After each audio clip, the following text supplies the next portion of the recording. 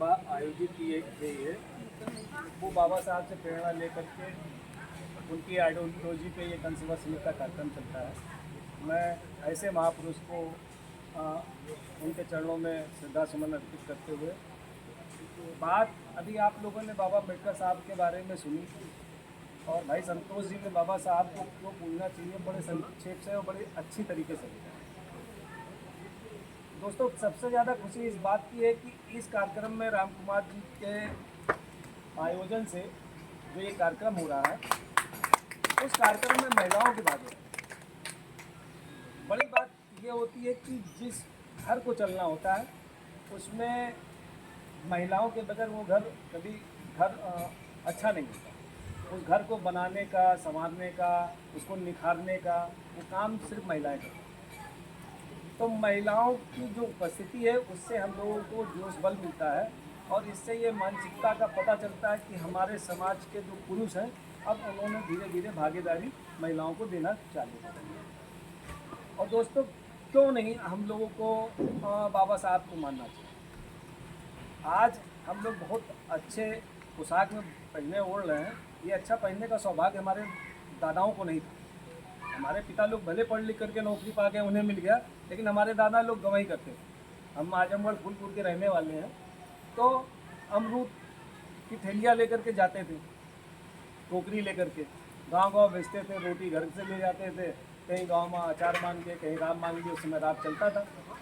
तो वो भी दौर देखा गया। तो आज हमें लगता है कि आज अगर हम उनकी देन है तो हमारा भी फर्ज बनता है कि हम अपने समाज को जागरूक करें, क्योंकि हमारी समाज को महिलाओं को क्या बताएंगे कि भगवान तुम्हारा भला करेंगे। उनकी मनौती मान लो, उनकी पूजा कर लो, उनकी अर्चना कर लो। मैं किसी की आस्था पे सवाल नहीं उठा रहा, लेकिन जो हमारे बाप दादाओं ने हमको सिखाया है वही तो हम सीखते हैं। लेकिन देश की आज़ादी के बाद और ये जो कुछ हमें मिला है ये ब्राह्मण ठाकुरों की देन नहीं है, ये देन है बाबा साहब। बाबा साहब ने संघर्ष किया हम लोगों के लिए। उन्होंने, नहीं तो पहले तो आप लोगों को भी मालूम होगा कि बच्चियों को पढ़ने का अधिकार नहीं था। लड़के तो पढ़ने जाते थे, बच्चियों को कोई पढ़ाता उड़ाता नहीं था पहले के ज़माने में। आज बच्चियों को लोग पढ़ाने लगे हैं, आज उनके शौक भी पूरे करने लगे हैं। वो इसलिए क्योंकि अब उन्हें मालूम हो गया है कि अगर हम बच्चियों को नहीं पढ़ाएंगे तो अपने बच्चों की शादी भी नहीं कर पाएंगे, क्योंकि हर बच्चा आज के ज़माने में एजुकेटेड लड़की मानता। अच्छा, एक अच्छा काम ये भी है कि अगर बच्ची पढ़ लिख लेगी तो अपने पैर पे स्वयं खड़ी हो सकती है।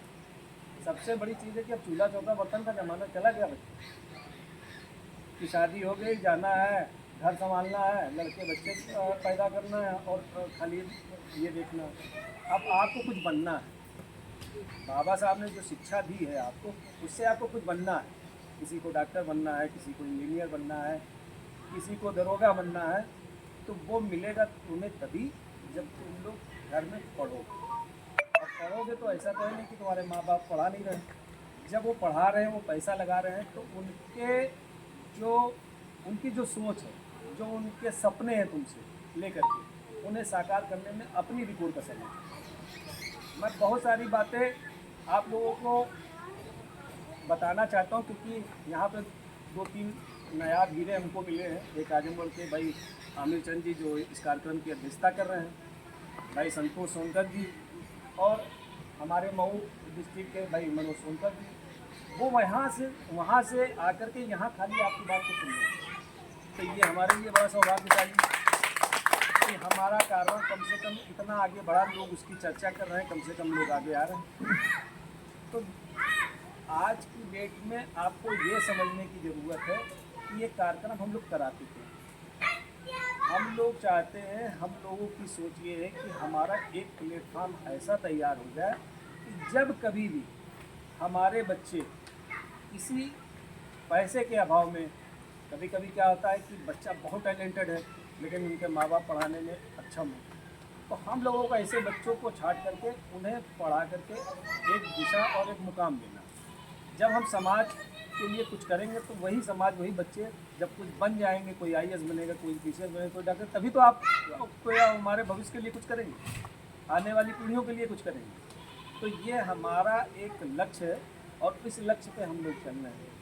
हमारा समाज, सबसे बड़ी क्या बात है कि जागरूक तो हो रहा है, लेकिन लामबंद नहीं होगा, एक नहीं होगा। हम लोग कभी मंदिर जाते हैं, कभी घर में पूजा पाठ करते हैं, कभी वो करते हैं, तो हमें हर चीज़ में पैसा लगाना पड़ता है। लेकिन कभी आपने सोचा है कि अगर उस पैसे का उपयोग अगर हम डेली ये सोचने कि मेरे घर में एक समाज का बच्चा है, मैंने उसको एक चाय पिलाई, उस चाय का पैसा आप संस्था में डालते हो, तो वो उस पैसे से कम कोई एक बच्चे का 1 साल की फीस जाएगी, वो बच्चा पढ़ लिख करके किसी लायक बनेगा। उसी पे हम लोगों का ये काम चल रहा है। और हम लोग चाहते हैं कि आप लोग 24 नवंबर को उस कार्यक्रम में आइए। जब आप आएंगे वहाँ पे बहुत सारी महिलाओं की भागीदारी होती है, बच्चों की भागीदारी होती है। आप तो गई हो, आपने देखा ही होगा कितनी भीड़ होती है वहाँ पे रुकने, खाने पीने सब चीज़ की व्यवस्था होती है। बस हम लोगों का उद्देश्य होता ये है कि आप अगर जाते हो, भले आपका बच्चा ना हो, लेकिन वो जिसका भी बच्चा हो, वो हमारे समाज का बच्चा है, हमारे समाज का नाम रोशन उसने किया, हम उसको सम्मानित करते हैं, तो आपके जाने से उसका हौसला 4 गुना और बढ़ जाता है। वो पढ़ लिख करके किसी लायक।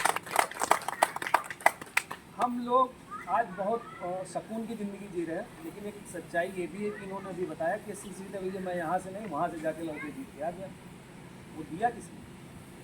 ये बाबा भीमराव अम्बेडकर साहब ने दिया। महात्मा गांधी चाहते ही नहीं थे कि कोई सुरक्षित सीट हो। उन्होंने आमरण अनशन कर दिया कि नहीं, ये कुछ नहीं मिलेगा। बाबा साहब को लोगों ने समझाया कि अगर गांधी जी मर गए तो बहुत बवाल हो जाएगा इस देश में। तो उन्होंने कहा ठीक है मैं चलूँगा, लेकिन एक शर्त में हमारे लोगों को कम से कम इतनी सुरक्षित सीटें लोकसभा में दी जाए और इतनी सीटें हम लोगों को विधानसभा में सब में दी जाए। तब आज हमारे समाज का विधायक एमपी जीत करके आता है। नहीं तो कभी सपना होता हम लोग विधायक एमपी नहीं बनाते। सोचने की बात है, इतना सब कुछ दे जाने के बाद जिनकी बदौलत हम आप बन जाते हैं विधायक एमपी डॉक्टर। अभी आपको नौकरी चाहिए तो आप सर्टिफिकेट लगाते हो एससी का, देन तो सब बाबा साहब की। लेकिन हकीकत ये है कि जब वो उस मुकाम पे पहुंच जाता है, क्या हमारे खटीक समाज के बहुत सारे नेता हैं, बहुत सारे मिनिस्टर हुए, बहुत सारे विधायक हुए, मैं नाम किसी का नहीं लूँगा, लेकिन अपने समाज की एक आवाज़ विधानसभा के पटल पे रखा हो किसी ने तो हम तो बता। वो अपने समाज की बात ही नहीं करता, और जब समाज की बात नहीं करोगे तो समाज आगे कैसे बढ़ेगा? वोट लेना होगा तो क्या हो, भैया हम तो खरीद हैं, हमको वोट दो। अरे भाई क्यों वोट दो? हमारी बात भी तो रखो। हमारे लोग किस तरीके से किस जगह पे हैं, कैसे जीवन यापन कर रहे हैं, बच्चे पढ़ नहीं पा रहे हैं। एक धर्मशाला अगर हम लोगों को बनवाना हो तो खटीक के लिए कोई बहुत बड़ी बात नहीं। हर ज़िले में 5 शादियाँ 10 शादियाँ कराना हो खटीक के लिए कोई बड़ी बात नहीं। अगर हम लोग थोड़ा थोड़ा सा पैसा मिला दो 10 शादियाँ हर साल हर ज़िले में करा सकते। लेकिन वो हमारे लिए क्या है कि वो हमारे सोच में नहीं है। जब आप सोचो कि बाबा साहब ने हमारे लिए ही नहीं खाली खटकों के लिए, हम तो खटीक के लिए कर रहे हैं, उन्होंने खटकों के लिए नहीं सारे समाज के लिए किया। आप महिलाओं को क्या अधिकार था कि घूंघट से बाहर निकल कर चली जाओ, लेकिन वो उनकी देने की हमारी समाज की बेटियाँ होंगी, वो IAS बनेंगे, डॉक्टर बनेंगे, पढ़ लिख करके आज़ादी से आप जीवन यापन कर रहे हो आप। तो मैं सिर्फ ये कहना चाहता हूँ कि आप लोग समाज से जुड़िए। समाज का कोई भी बंदा हो वो अछूत नहीं है, चाहे वो बीजेपी का हो, चाहे सपा का हो, चाहे कांग्रेस का हो। जब समाज की बात आए तो दुनिया समाज के पीछे भाग रही है।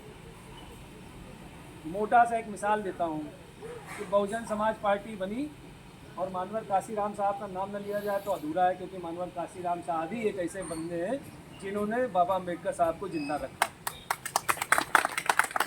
पार्टी बनी, बहन जी उसकी मुख्यमंत्री हो गई। जब तक काशीराम साहब थे तब तक दलित की पार्टी मानी गई। जब बहन जी की सरकार आई तो वो क्या हो गई, चमारों की पार्टी बन गई। वहाँ विधानसभा अध्यक्ष से लेकर कोऑर्डिनेटर से लेकर सारे पद जो है एक विशेष वर्ग के लिए सुरक्षित हो गए।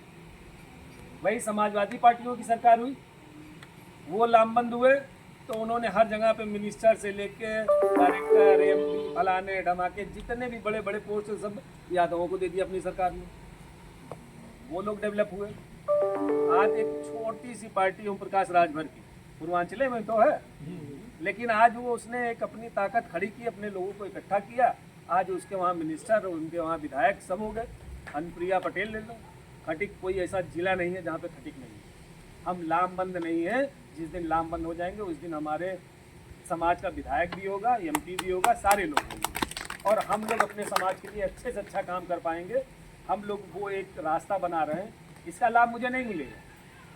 ये जो रास्ता हम लोग 5 साल, 10 साल, 15 साल, 20 साल जितना भी लग जाए, हम लोग पीछे हटने वाले नहीं। 2 आदमी होंगे तभी मीटिंग करेंगे, 4 आदमी होंगे तभी मीटिंग करेंगे। हम लोग हर संडे को कभी बरेली जा रहे हैं, कभी बहराइच जा रहे हैं। ऐसा नहीं कि हमारे पास जिम्मेदारियां नहीं हैं, लेकिन इस जिम्मेदारियों के साथ साथ एक जिम्मेदारी ये भी है कि समाज को खड़ा करना है। समाज हमारा पढ़ा लिखा है, लेकिन उसको एक दिशा की ज़रूरत है, और उस दिशा को देखिए आजमगढ़ में इन्होंने बहुत बड़ा संगठन तैयार किया, लेकिन संगठन तैयार होने के साथ साथ उसमें कुछ लोग ऐसे एलिमेंट शामिल हो जाते हैं अपने समाज के लोग ही, जो टांग पकड़ करके खींच लेते हैं।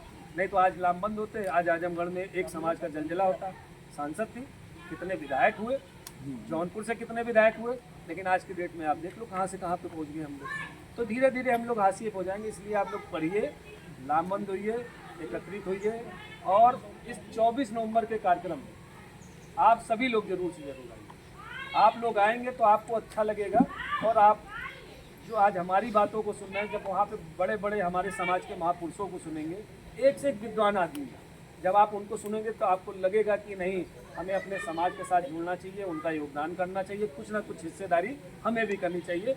मैं इन्हीं बातों के साथ अपनी बात को समाप्त करता हूँ। हाँ, लेकिन एक बात और कही, मैंने अपने संचालक महोदय का धन्यवाद नहीं अदा किया, मैं उनका धन्यवाद तो अदा ही करता हूँ, लेकिन ये हमारे जैसे बहुजन समाज पार्टी में मानवत काशीराम साहब पैदा हुए थे, वैसे कन सेवा समिति में एक काशीराम साहब हैं।